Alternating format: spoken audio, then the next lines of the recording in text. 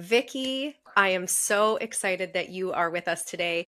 Guys listening, Vicki is a no BS business coach who teaches people how to make money online, but she is not necessarily here to talk about that today. We are here to discuss all things diet culture, GLP1's, and Vicki's journey through all of it, including how it has either helped or hindered your business journey as well. So take it away, Vicki. What journey are you on? Oh my God. Well, first of all, thank you for having me here. Second of all, when Michelle asked me, will you be on this podcast? I was like, is she asking me like to be on her health podcast? Right? Like I almost forget I'm like also a human, not just a business coach. Right? So I think through the lenses of that, they all have to do with each other too. So I said to Michelle, I'm happy to talk about my whole health journey as it relates to Vicki, the 42-year-old woman, but also Vicki, the 42-year-old entrepreneur and the 42-year-old mother to an 11-year-old and all of the things. Should I just like start from the beginning or should I talk about where I'm at now? Well, let's start with where you're at now. And I know in the green room, we were just kind of like going off about the 90s diet culture and whatnot. And I definitely want your thoughts on how that shaped you to get to where you are now.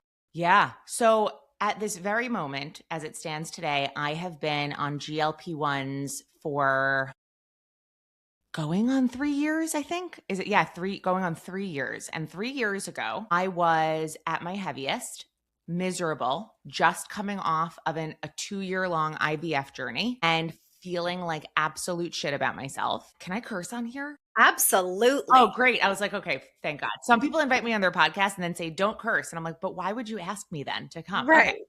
So why I asked you. The more cursing, the better. Okay. So I was I remember at that point, I was, I think like almost 215 pounds. I was feeling like really just like shit. I was in my own body and then the IVF didn't work. And so that whole thing emotionally was happening simultaneously with my body doing what it was doing on these medications. I was very sensitive to these hormones that was just like pumping through my body like for a while, but you just sort of do it because you sacrifice and you hope for the best. But unfortunately, nothing came of it. And I remember my husband at the time being like, have you heard of this thing? Because 3 years ago, these were like barely a thing. They were like this underground secret thing that only, private pay weight loss detectives were doing. And so I was like, oh my God, no, but what is it? Let's talk about it. And so I did some research and then randomly met a very long time friend who I hadn't seen in years. I saw her and she was super thin. And I'm like, oh my God, what are you doing? She's like, oh, I'm on this medication. And it was a GLP-1. And so immediately my husband asked me he's like, I think I want to do it. I was like, I'm going to do it with you just to support you. Was essentially it, right? And make it about him. Yeah, of course. I'm like, oh yeah, I'm just going to support you. But deep down inside, I was so excited to do it. And just let me also preface this by saying my husband is, whether I'm 900 pounds or like 100 pounds, he doesn't even see it. Like, do you know what I'm saying? You know how like we are truly, so he is just the most supportive and amazing. And he doesn't like see what I see, just like most women, I feel like they don't see what we see. So we both started on these medications. Wait, I just have to pause you for a second. Mm-hmm. So you're in the US, I'm in Canada. Mm-hmm. You just walk into your doctor's office and say, I want to do this thing because I want to lose weight. And they're like, cool, here you go. No. So actually at that point, this was so not a normal thing. So I didn't even go to my primary care doctor. I went to this like virtual weight loss doctor who just writes prescriptions. This is so it's like so shady. And it was full pay. I had to like pay hundreds and hundreds of dollars. I don't even remember what it was out of pocket. It wasn't like covered by insurance. That wasn't a thing yet. Mm-hmm. Unless you were a diabetic. And so it was just like 3 years ago is when it just started to like become a thing there, that it was like the people taking these drugs for weight loss versus the people taking these drugs for diabetes. And the diabetes people were like, we hate you if you're taking this for weight loss. And then the weight loss people were like, we can do it too. Like it was like, do you remember? Like that was a thing. Right? Yep. And so none of this was ever covered by insurance up until like a year ago, maybe? I don't even remember. But yeah, so I just did this virtual weight loss doctor and she just like wrote me a prescription for this stuff. And then I just had it shipped to my door. And I'm like, okay, great. Let's just do it. And so I did. And that was when I started. I started actually in March 2023 was when I started my GLP-1 journey. And I lost 55 pounds. And I remember I just was like, oh my God, like I just like felt so good about myself, about my choices, about what I looked like in the mirror. There was so much freedom around the results that I was getting. And I was just so happy. It shut what people say all the time. It shuts off the noise, the food noise. And I'm like, I didn't even realize I had food noise until I took GLP-1s. And then I was like, oh my God, like it's so noticeable that you don't ever think of food. You're not like daydreaming of like that thing that you want. I'm not necessarily a sweet tooth. I'm more of like a salty, crunchy person. Mm-hmm. And before GLP-1s, if you put a plate of steak fries in front of me, they were gone. After GLP-1s, you could have it in front of me and me not even feel like I'm fighting the urge to have one. It's not even like a thing. It's just not a thing anymore for me. And that was the biggest difference for me. So that was the good stuff, right? It was like I looked in the mirror, I was proud of what I saw. And then there was also the cons. Well, this is what I was just going to ask, because so many women, when I work with them, the thing that's like really hitting them in the face, and it was with my journey as well, is what they saw in the mirror. And so when you like what you see in the mirror, is it so much easier to ignore the shit that's going on behind the scenes? Of course. Okay. Of course. And like, listen, I'm not going to speak for every woman, but there's no way I'm the only woman who feels like they would make choices around what they saw in the mirror versus what that little voice inside them is going, is this healthy? Do you know what I'm saying? Like, is there like a bad side effect that's happening to your like insides? You know, I still to this day think that. Sure. So like, yes, it's so much easier when you're seeing the results to just turn the other cheek. Well, like 90% of women, this is a true stat, 90% of women will have dieted to lose weight. So very specifically, dieted to have lose weight at some point in their lifetime. So that's like almost all of the women on this planet have done that. Great. But what's funny is that you will, like, again, the women that I work with will say, like, ultimately they eat as little as possible, thinking it's going to let them lose weight, but still be healthy. Like, I need to eat as little as possible but still be healthy. And okay. I'm like, so to your point that like, you are not the only woman who's going to go to an extreme or ignore sort of in the name of getting to where they want to be. 1,000%. And I'm so glad you said that, because that's what the GLP-1 did for me, especially the first year. There were some days that I wasn't eating until like 4:00 in the afternoon. And not even fighting the urge. Like, it wasn't even like, oh, I was fighting the hunger pain. Like, no, I like wasn't even hungry. And so at 4:00 in the afternoon, I would binge on something. And what it created for me was that relationship with food. And I'm like, oh my God. So my relationship with food became what I didn't ever want it to become, which was food is the enemy. And so we have to now use this tool to fight the villain. Don't forget, and I don't know if you know this, Michelle, but I was in a health and wellness network marketing company for 11 years prior to this. I was helping people on weight loss programs. I was inside of the nutrition world. I know how to read an ingredient label. Like, I know what I'm looking for. I know what I should be eating. I know how many grams of protein I should be eating. I know what's good for me, what's bad for me. I'm not like an idiot in this. I'm not lost inside of the nutrition world. And still, that dire need for thin took over my choices. Yep. And it's so easy to allow it to, unfortunately. And like, not every woman's open about that. Sometimes they're like, oh no, like I did my GLP-1 and I, just did it for 6 weeks and it made me eat healthier. And I'm like, okay, not to say that like they're lying. Like, I have no idea. My experience of GLP-1s is that the reason I lost weight was because I was essentially starving myself for a year. Yes. No, I'm very aware of that. I'm glad that you're saying that. I'm glad that you're honest about it, because Like, I think that, and I mean, aside from you telling me that you didn't eat till 4 o'clock and my brain's going, oh my God, your poor hormone signaling, like it's so off. And I'm not even here to judge. I will like talk about where I sit with this idea of GLP1s in later in this conversation. But I think that if we just name it what it is, I want to be skinny. Maybe it takes the shame out of it so that we're not like the consultations I have with women, they're like, it's not about the weight. It's I just want to feel good in my skin. And that could be true. But the second they're in my container, it's like the weight hasn't shifted 2 pounds. And I'm like, hold on a second. We were talking about gut health a week ago. You know what I mean? Like, okay, we're dialing this in. This is about weight. Yeah. And so if we can just like, there's this shift that has happened from diet culture to body positivity that is like, if a woman wants to change in any way, shape, or form, she's demonized, right? As being like, you hate yourself. And I'm like, why?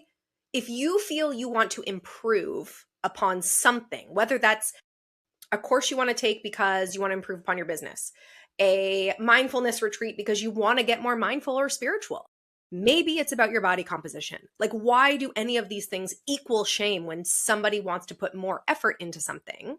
Right. And so I'm glad you named it. You wanted to be skinny.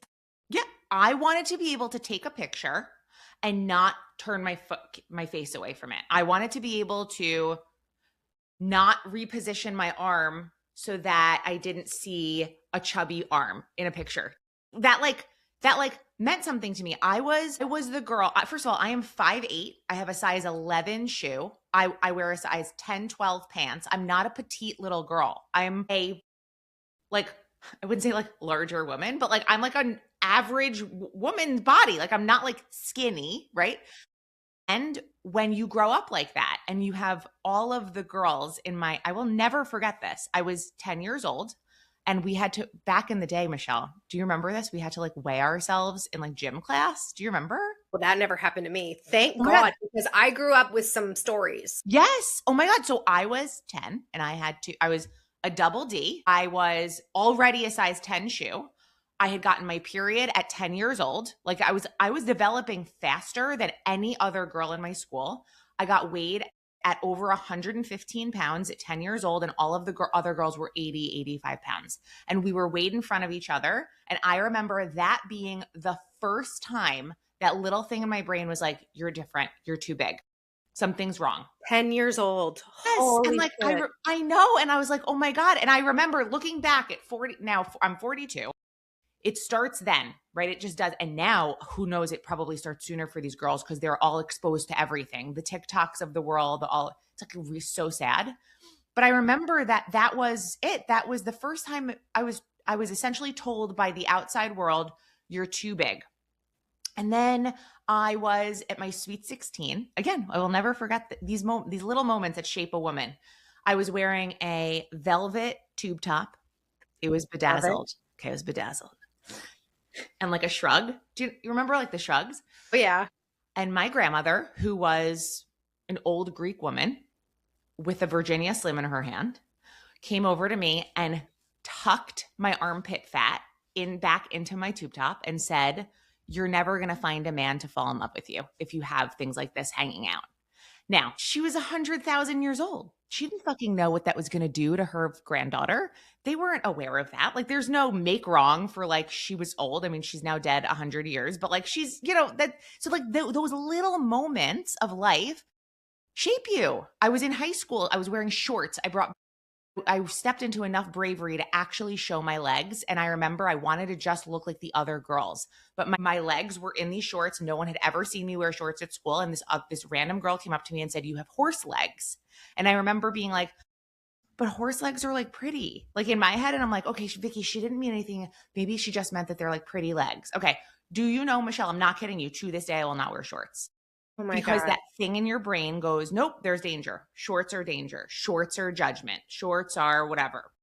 So like I didn't just wake up at 39 years old when I started all this stuff, like having an issue with this. And this is a lifelong journey. It's a lifelong journey. Is this like, how do I feel better in my own skin? Yeah. I'm obviously very open about the fact that I am in the weight loss world, and I Yeah. have been my entire career, like 22 years old, opened a gym. Here we are 17 years later, right? The first moment that I remember feeling like the outside world was judging me based on the way that I looked or whatever, I was at like a camp, like a week away camp or whatever, sleep away camp, and boys and girls, and we're all sitting in the cabin where it's the buffet food. So there's, whatever, sliders, like the tiny hamburgers, French fries, mac and cheese, like all the stuff that you're like in grade 8 and that's what you eat. I was in fact in grade 8. And so what are you, like 12? And we're all in line, we get our thing, and I got one slider and I put it on my plate and I go and sit down with my friends and we're at the picnic tables eating away, whatever. And I get up to go get another one. And in front of 50 of my peers, two boys that I could legitimately name, and like their names are burned into my brain, stand up and make fun of me for being like too hungry. And I immediately was like, I shouldn't be more hungry than I am. Yeah. Eating is bad. Yeah. That's what you learned in that moment. Yeah. Eating. Yeah. And I have probably forever, even to this point, even now, I've done a lot of work on my relationship with food. And I've done, I am not in this space preaching you can have a healthy relationship and a healthy body without really having done the work myself as well. And to this day, I think I put on my stories last year, I was thinking about making breakfast and I was like, am I going to have 3 eggs? I'm hungry. I was pregnant. I'm going to have 3 eggs. And then my brain immediately went, that's too much. Yeah. 70 calories an egg. You know what I mean? Like your brain is it's imprinted in us. Yes. Yes. It always, and I can guarantee you whoever's listening to this has this story right in their head too. This is it. And now we're all just like a bunch of 12-year-old girls living in the bodies of 42-year-old women. When if you don't bring awareness to why you have this conversation with food, your health, your body, your weight, all that stuff, you're always just going to be stuck in it, and making those choices. And now it's only now, Michelle. So I started, let's say the first year I was on GLP1's, I probably lost, let's say close to 30 pounds is my first year. And then after a year of that, I said, God, Vicki, what are you doing? Do you know what I'm saying? It lasted a year that I was like, you know what it was? I began to start getting proud of myself for not eating until 4:00. That was it. And I said, okay, I am too conscious of a woman to now know that that's causing actually a really toxic, borderline dangerous relationship with food. And I've never had that before. Like I didn't have any semblance of any kind of disordered eating in the past, never. And it created that. And the second I saw it and the second I started to feel like identify that feeling as pride, I was like, nope, that's really fucking bad. Like Vicki, no. So now that was the first year. And then my second year on GLP1s, I made really conscious choices to force myself to eat more. Like I had to force myself to eat more. So I would do things like prep like hard-boiled eggs or prep my protein shakes before before bed. And then I would drink it in the morning so that I didn't have an excuse as to like, oh, I don't feel like making the blender. So I put structures in place in my day so that I was intaking the protein that I needed and the nutrition that I needed. My hair started not breaking anymore. Like my hair was, it's funny, like it's actually not funny at all, but like I would see reels and stuff from 2023.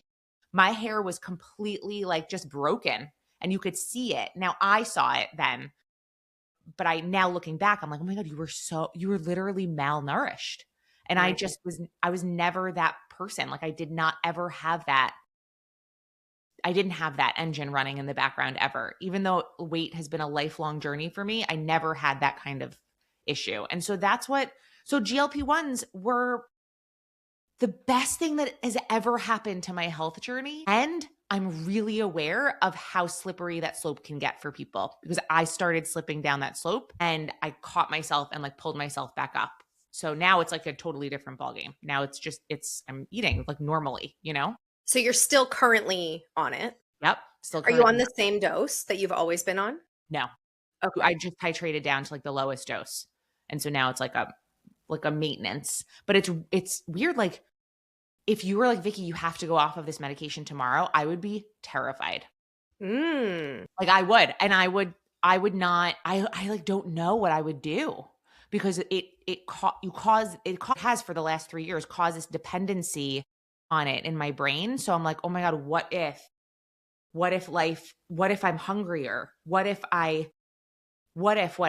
so it started to do that for me because I was going to have a procedure done and they were like, to go under anesthesia, you can't be on it because it slows the digestive tract. So if you're under anesthesia and like if you can like throw up and have like the food that's in your stomach. So I was like, no, I can't get it done because Okay, so you were conscious enough to pull yourself out of this idea of not eating till 4 o'clock, yeah, which, you know what? A lot of women fast in the name of health, right? Like, oh, it's good to let your digestive system relax. And it is. But then you do get this weird pride thing. So like not even on a GLP-1, women are fasting in the name of health, but then have this pride of just like not eating. So I want to just say that. But you have this awareness to pull yourself out of that and you start putting structures in place. But now you're at a place where you're even aware that you're addicted. total. You Yeah. know, for Is it lack of a better addiction term. or is it I wouldn't say Dependent. maybe it is an addiction.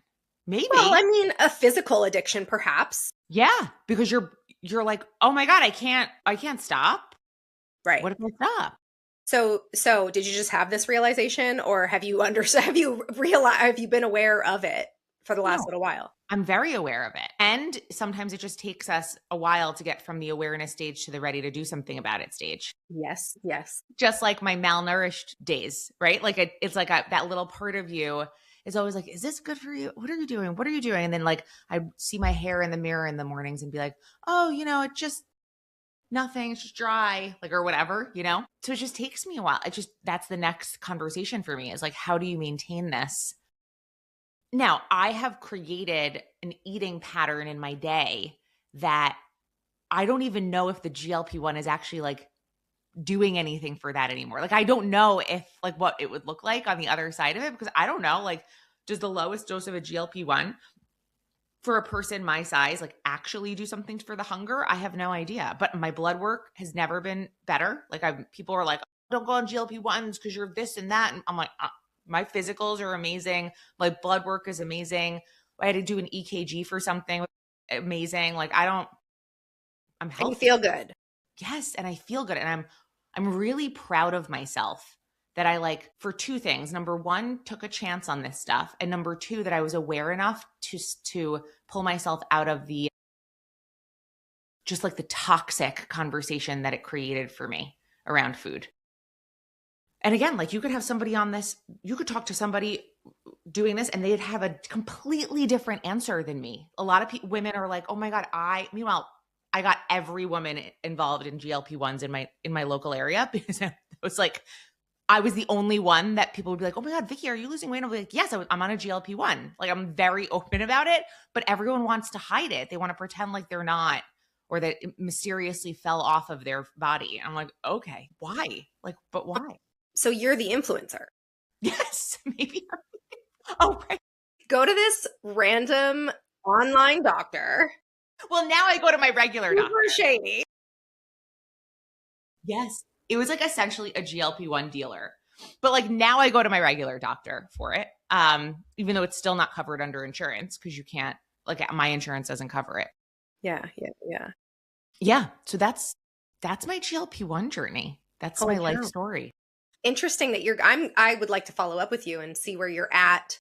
And yes, it would make a difference, by the way, like micro dosing on the lowest dose, like in my world, holistic health. So like really looking at the entire system. The best way to describe how I work with clients with GLP-1s is truly to give them the absolute lowest dose that is effective for everything you said.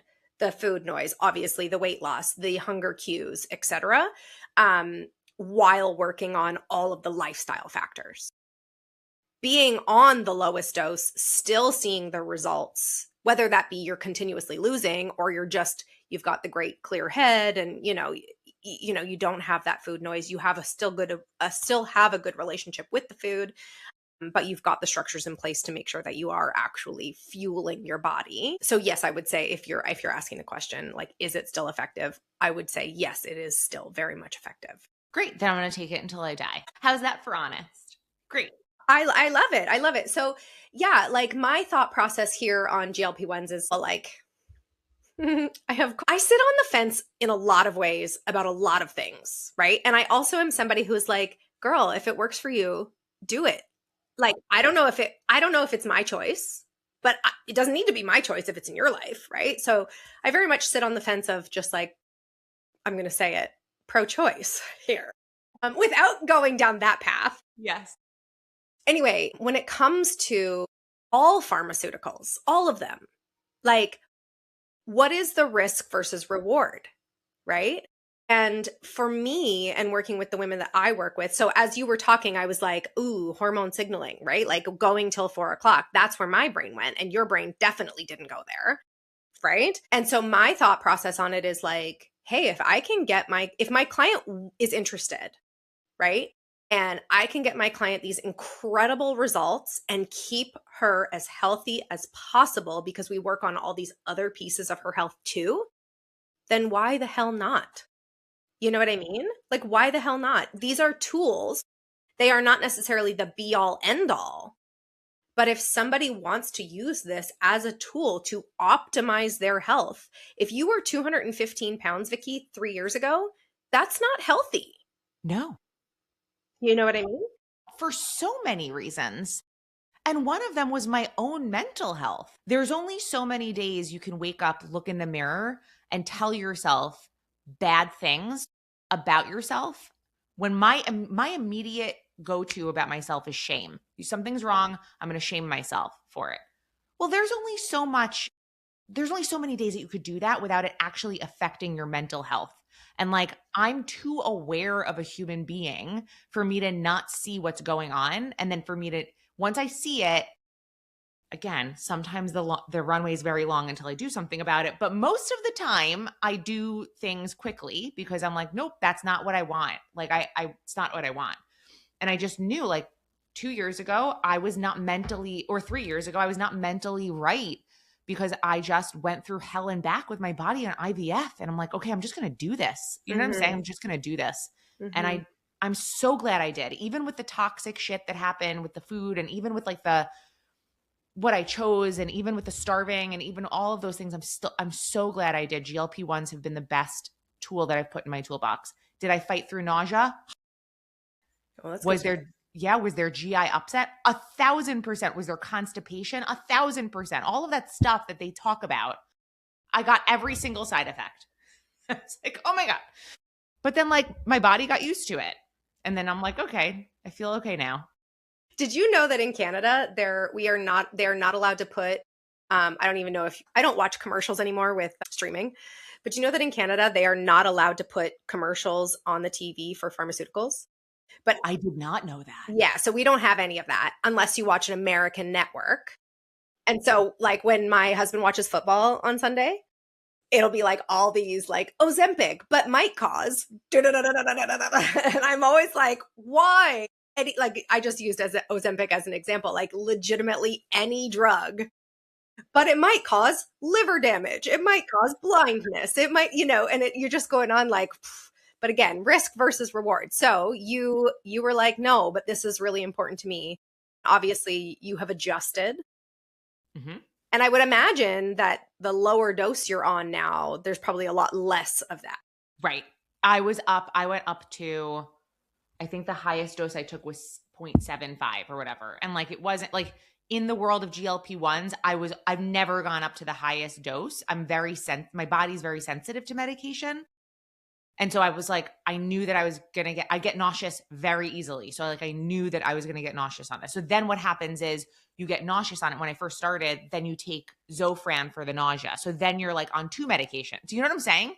That's just but again, when people are, I don't want to use the word desperate. Was I desperate? Maybe looking back. But when you're like, when you want something so bad and you just want this tool to work so bad, you're willing to like turn the other cheek on the stuff that you know in your gut isn't the best. And I'm still doing that to some effect with this stuff, right? We don't know what the long-term side. I have no idea what people are like, what are the long-term side effects? I'm like, I have no fucking clue, but I lost 55 pounds on this. Mm-hmm.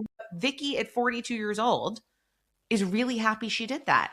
Mm-hmm. I don't know. At Vicki at 62 years old, I have no idea if she'll regret it, but like, I don't know. It's been like such a great journey for me, but I'm very open and very honest about the cons too and what it's done. Yeah. Do you work out regularly, just out of curiosity? Yeah. So I used to work out literally 7 days a week. I was weightlifting 7 days a week. Loved it. I did Pilates.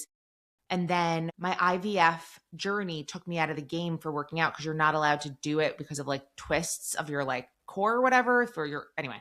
So it took me out of that game. So I don't work out as frequently as I used to, but I do work out every day. Yes. But not as hard as I used to, because I used to do like Pilates for an hour and then I would weight train and like I just loved it. I did. I loved that kind of stuff. But then the entrepreneurship kicks in. And then you're like, okay, but I have a call then, and I have a call now, and then I have my son, and then I have this, and then it's so easy to not prioritize, Totally. So even if it's like a little workout today, I still try my best to prioritize it, but it's not like as hard as I should be, Yeah, yeah, yeah. Interesting. Thinking about that entrepreneur in you, A-type, driven, like go, go, go, like whatever it takes kind of. And that's how I imagine you. That's how you come across online, at least. And I relate to that. I am 4 months postpartum and I've been working since the day after I gave birth. Like there's just no stopping me. Yes, I so deeply understand. Yes, there's just no stopping me. Was there ever a point in because you've been an entrepreneur your whole life, like ultimately, right? Like your whole adult life?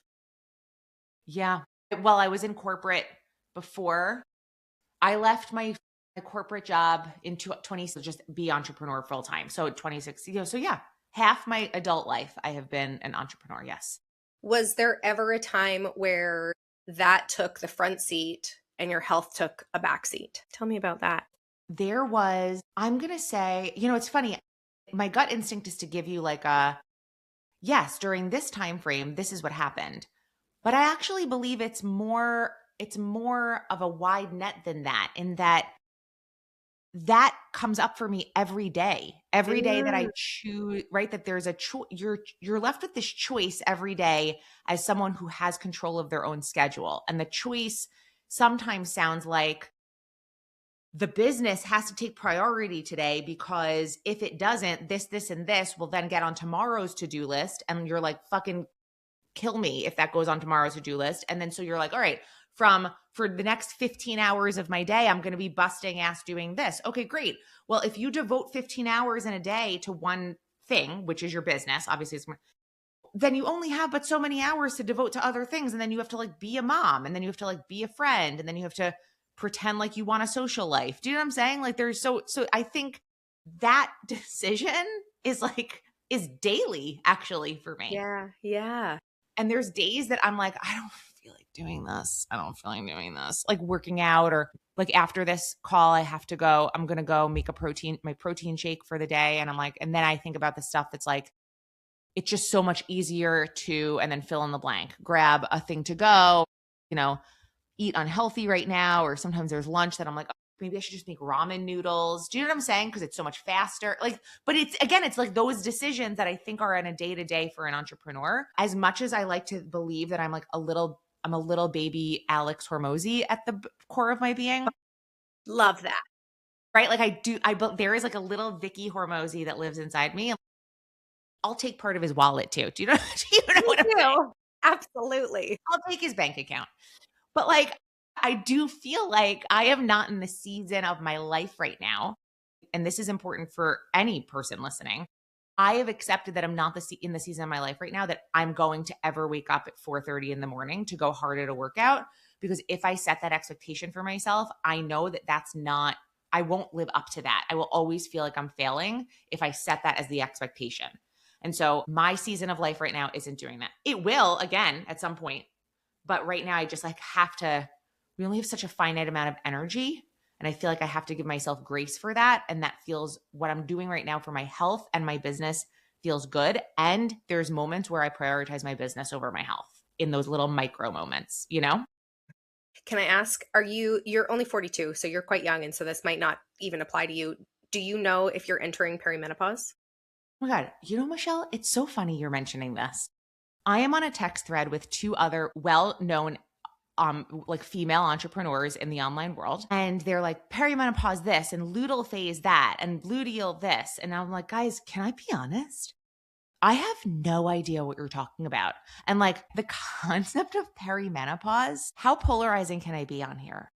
Give it, girl. Oh my Go. God. I'm wondering if how you feel about this. Although you're like a holistic person. So like your brain went to hormones when I talked about my eating. So maybe your brain is going to completely disagree. Although I'm totally up for being challenged on this. I think once you start to slap the label of perimenopause on your experience of being a woman in her 40s, all of a sudden your brain begins to blame perimenopause, the big bad wolf of perimenopause, for like everything that you're experiencing in your life. Meanwhile, it's like, okay, but at what point are you just like, oh, maybe I'm just tired? Do you do you know what I'm Okay. saying? So I don't want to challenge this at all. I want to challenge everyone else who also does that. How polarizing do you want me to be? I believe that for perimenopause, I believe that for IBS, I believe that for Hashimoto's, I believe that for ADHD. I believe like slap a label on it. I have a whole podcast episode all about letting your diagnosis define you. Specifically, does it like there's no like test, is there, that But you yeah. could like there is that you could be like, oh, I'm in perimenopause? Well, I mean, it would be like looking at tests and understanding them as a pattern. So like it would be looking at Mm. ovarian decline. Mm-hmm, And so mm-hmm. yes, you can technically test to see sort of where you might be in that journey. But you're pretty young. So like you might be like perimenopause can be like 10 years. But like, but here's the thing. I can guarantee, I'm going to put last week's paycheck on this. 90% of the women that Alex I'm seeing, Hormozzi's paycheck? Just because I'll take that bet. I don't even know what it is yet, but I'll take it. that 90% of the women that I'm seeing talking about perimenopause and being in perimenopause on the internet today never went to go get those tests and have just experienced one night of anger. I don't know. Is that a perimenopause symptom? Anger? Mhm. Okay. So one night of that, 2 nights of that, 3 nights of that, and strung those together and goes, look, I'm in perimenopause. And while I don't want to not honor people, I want to honor people's journeys in their own way, right? Like you are allowed to talk about that and feel that for yourself. But I do believe that there is something that's happened with this perimenopause concept that like almost gives women like me who are like, what? Like, I'm like, okay, I just had a bad night's sleep or whatever, which I don't. I sleep like a fucking hibernating bear. I'm just trying to think of like other things I experience. Like my husband's chewing was pissing me off the other day. Does that mean I'm in perimenopause? Do you know what I'm saying? Like there's just this weird thing that happened. And I'm like, okay, but where does that give space for just the natural human experience at 42 years old? Sure. That, yeah, I think that's my opinion on perimenopause. And I don't think that's a popular one, but it's mine. You enter your 40s, you're entering the no fucks given decade, Yes. right? Literally the stroke of midnight on your 40th birthday. You're like, oh my God, I don't give a fuck. I'm excited for that. That's Yeah. me. November 9th, 2026. That's happening to me. That's the day. Oh my God, you're not 40 yet. I'm not. I'm 39. Michelle, literally you're going to wake up on your 40th birthday and be like, oh my God, what? Did something just happen? Like it's bizarre. It like literally happens. Yes. So I like this because like, yes, perimenopause. I mean, menopause happens. So I'm not going to, Vicki, like it's going to Totally. hit you. Like at some point in your life, your ovaries will not work the same anymore. Like we cannot escape that. Yes. Yes.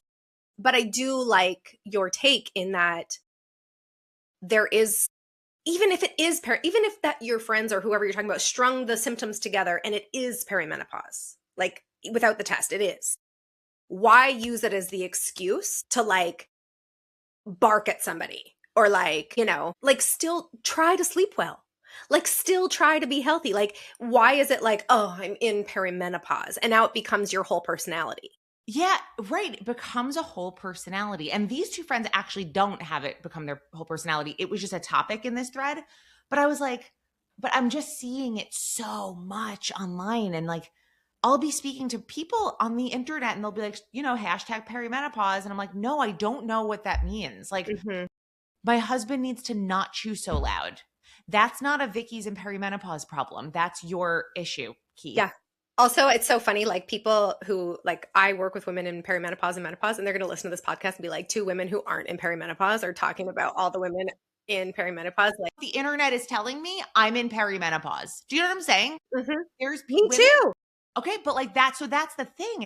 I also don't want people to say that they're in perimenopause until they've like taken a test to prove that they're in perimenopause. Do you, Mhm. like Mhm. I'm Mhm. sorry. Like, that's how I feel about it. And that is going to piss a lot of women who wholeheartedly are in perimenopause off. But like, that's my answer to perimenopause. Yeah, I get it. It's a bit of a buzzword right now. Yes. So something that I talk about with women in my DMs is how, like, that's how I start the conversation. And I often ask the question, like, what makes you feel like your metabolism is slowing down? And I would say 90% of the time the women say, I'm in perimenopause. And I'm like, okay, so women, not even just women, doctors are not educated enough in perimenopause, in that shift in what happens. Like, you teach your 13-year-old kid all about puberty. Nobody fucking knows what goes on over here on this end of the spectrum, right? Excuse me.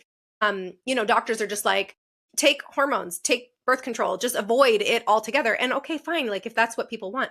But like, people wholeheartedly believe, and I believe that it's our world that has taught them that you're gaining weight because you're in perimenopause. And that's just the answer. And we just accept it.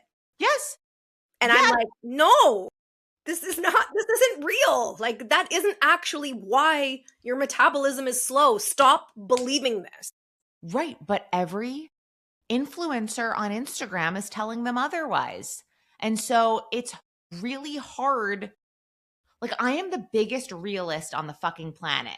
So I'm like, guys, hello, do you not see what's happening? There's influencer culture that's happening right now that is affecting the average human being in a really bad, kind of dangerous way, because misinformation can be spread in 1 nanosecond, and then it just compounds on itself and compounds on itself. And then all of a sudden there's a whole fucking movement of perimenopause that doesn't even exist yet for half these women. And so these women are embodying this identity Yes. of suffering inside of perimenopause, when really it might be this other thing, but you have no fucking clue because you're now listening to Suzanne from Nebraska dancing on her kitchen table telling you to take this fucking peptide. Do you know what I'm saying? Do you know what I'm saying? Or Vicki in New York telling them that they should take this A peptide. GLP-1. But do you know what I'm saying? Like, it's so dangerous. It's actually really fucking dangerous. Yes. I believe that. Yes. Yes. Yes. The misinformation thing. Oh my God. The amount of times I see on social media, people posting just like the one tile thing with some fact, like random fact. It doesn't, not even perimenopause, like anything. Yes. And then I'm like, ooh, let me go to my Canva. Let's like just create like 1 in 10,000 babies are, blah, blah, blah. There it goes. That's a fact. People do believe it. That person has 10,000 followers. 10,000 people now just saw that fact because they trust that person. And now it just goes on and fucking on. This is the real pandemic of what's happening in our society. And it's for everything. It's literally for everything. It's how people are getting their political information. It's how they're forming their political views. It's how they're making decisions about their health. It's how they're making the decisions about their lives, all through a fucking phone screen, listening to other people who are just like them spew shit and not even know if they're right or they're wrong. And it's really sad. It's actually dangerous. And like, your phone is literally feeding you the information you're looking for. So you're not even going to get an opposing side. But Vicki, all of these people are saying perimenopause. Perimenopause is coming up 1,000 times. Yeah, perimenopause came up on your fucking feed because you engaged with it one time. Yeah. And then The second time you engaged with it, it gave you double and then triple. And so now you are inundated with perimenopause conversation because you're engaging with it, not because you're necessarily in it. And no one can tell you if you're in it unless they're your doctor. Yes. Or unless like you don't have a period and like, unless you are physically do not have a period, like you're not ovulating, you're clearly postmenopausal at that point. But yes. Of course. Yes. And again, there's going to be some extremist that listens to this and wants to fight the fight about perimenopause. There are exceptions to what I'm saying right now. Obviously, there are exceptions. It's not black and white. And I believe a majority of women who are identifying as themselves as perimenopausal just strung together a bunch of negative symptoms and were like, look, I'm in perimenopause. Like someone was like, I was on a Zoom call and she was like she had brain fog or she like stumbled on her words. She's like, oh, it's my perimenopause. And I'm like, no, you just had to fucking think of the thing that you were saying. Do you know what I'm saying? It's that kind of stuff that it shows up every day. I will fully agree with you. I also think that if somebody was tested and they are in perimenopause, like let's say we've got the data, great. Bam, you're there. And yes, you are having insomnia. And yes, you're having hot flashes and you hate your fucking husband. Okay. It's not because of perimenopause. It's because of an accumulation of toxins and stress and shit you have done that once your hormones decline, it's like your body it just like uncovers all of the shit you've been compensating for your entire life goes bam here. And now that's why you have symptoms. It is not because of perimenopause. Sure. Well, see, only you know stuff like that. I don't know stuff like that, but that's this. Yes. So then that needs to be spoken about more. Right. That's what needs to be addressed. Yes. Yes. You need to talk about this shit on your content, Michelle. It's, you know what it is? It is so belief challenging. Sure. Too bad. That people are like, that's not sexy. I can't listen to that because what do they don't know what to do with that. People like having they would never admit, but people like having the excuse. Oh, I'm in perimenopause. Well, they don't want to go. So if I just maybe stop drinking wine every night, I'd have a good night's sleep.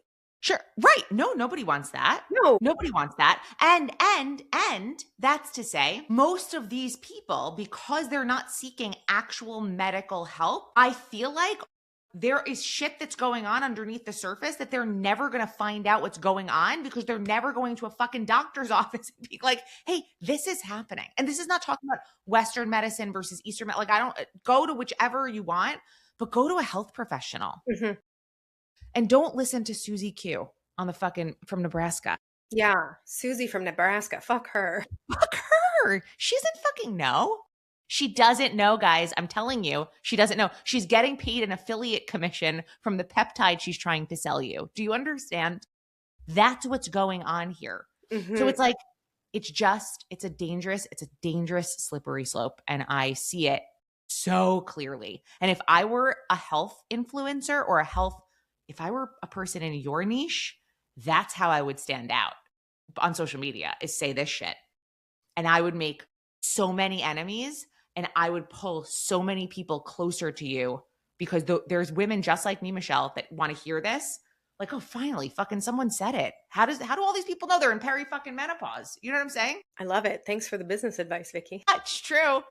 My friend who's 52 or 53, a local friend, she didn't get her period for like almost exactly the year mark. And that's how you know you're in menopause, right? That's like the thing. Or you're like post-menopause. Yeah. Right. And so she like something happened and then she got it again or whatever. And she's like, oh God, I was like so looking forward to, to just like being in menopause. And I remember thinking like, right, that's how you know. That is the thing, the marker of this.